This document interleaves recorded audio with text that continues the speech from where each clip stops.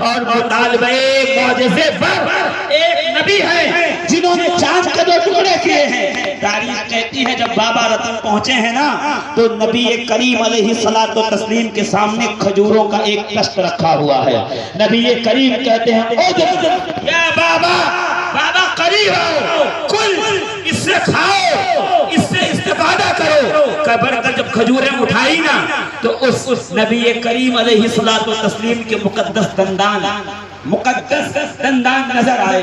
خوشبو مشام جان کو معطر کرنے لگی اور لبوں سے پھول برسنے لگے۔ برستے ہوئے پھولوں سے یہ آواز آئی، پہچانا مجھے میں کون ہوں؟ کہا میں تو پہچان نہیں سکا، میں پہلی بار آپ کو دیکھ رہا ہوں، مگر آپ کے چہرے میں شناسائی پاتا ہوں، اپنائیت پاتا ہوں، انس پاتا ہوں۔ آپ کے چہرے کی طرف میرا دل جو ہے مائل نظر آتا ہے۔ محمد عربی علیہ الصلوۃ والتسلیم مسکرا کے کہتے ہیں یاد ہے مکے کی وادیوں میں بہتے ہوئے نالے کے پاس تم نے ایک بچے کو کاندھے پہ بٹھا کے اس نالے کو پار کرایا تھا؟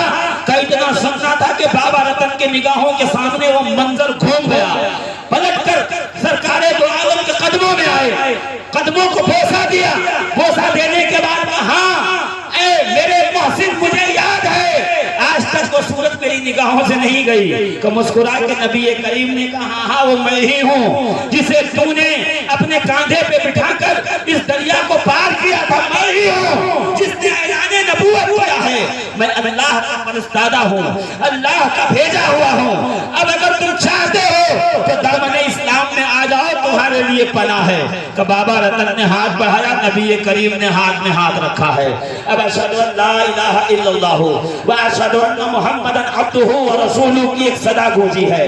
بابا رتن ہندوئی کہاں اب عیسائیت سے نکل کر اسلام میں داخل ہو چکے ہیں، اس لیے کہ اس سے پہلے بھی حق کی تلاش میں وہ عیسائیت میں تشریف لے جا چکے تھے۔ اب عیسائیت سے نکل کے اسلام میں داخل ہوئے ہیں۔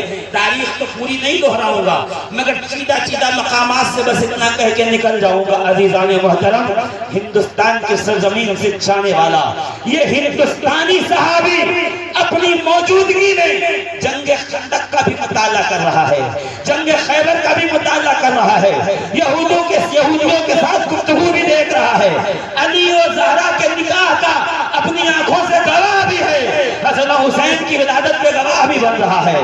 خود آپ کے بیٹے محمود رتن ہندی نے یہ روایت کی ہے اور یہ کہا ہے محمد بن حسن مکی کے ذریعے، جسے علامہ حافظ ابن حجر اسقلانی نے لکھا ہے، اور لکھنے کے بعد رتنیات ثابتات میں 40 حدیث بابا رتن ہندی سے نقل فرمائی ہے، 40 حدیث، اور ذکر کیا ہے کہ 300 احادیث ایسی ہیں جو بھارت اور ہندوستان کی سرزمین پہ بابا رتن ہندی کی زبان سے ہندوستان والوں کے لیے خاص رسول اللہ کا پیغام تھا جو آ کر آپ لوگوں کو بتایا کرتے تھے۔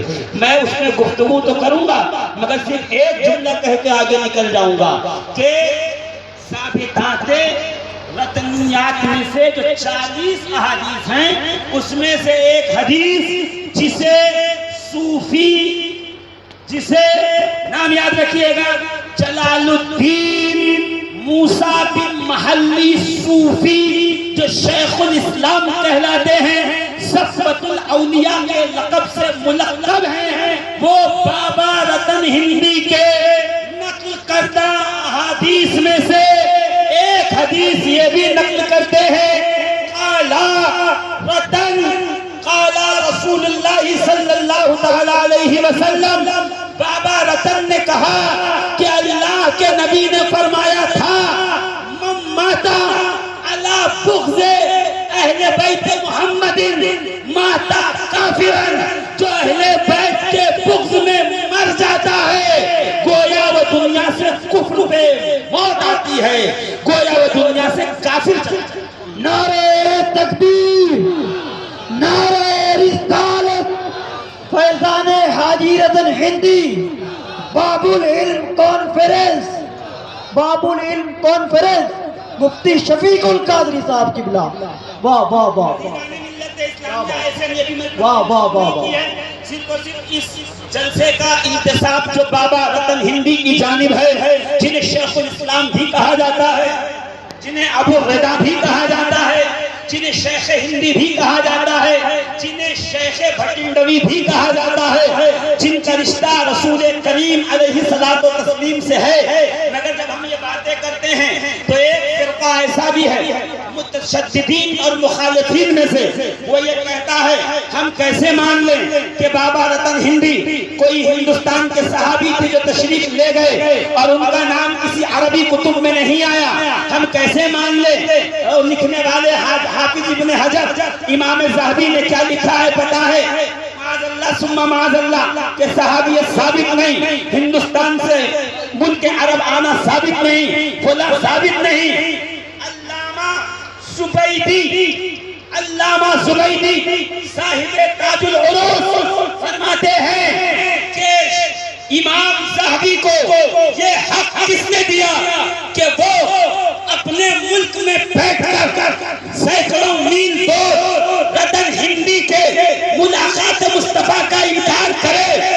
اگر ذہبی اپنے ملک سے ہندوستان آنے کے بعد یہ بات لکھ دے تو شاید اسے قبول کر لیا جاتا، کہ اس کے برخلاف اولیاء اللہ کی ذوات مقدسات میں سے شیخ علاء الدولہ سمنانی، جن کے شاگردوں میں مخدوم اشرف جہانگیر سمنانی جیسے وقت کے غوث ہوں، خواجہ محمد پارسا جیسے افق کے اولیاء اللہ ہو، جن میں شیخ بدیع الدین قطب المدار جیسی بلند قامت شخصیات ہو، اس لیے کہ عالم، حافظ، محدث، محقق، تحقیق، کتاب تحریر کے حوالے سے لکھتا ہے۔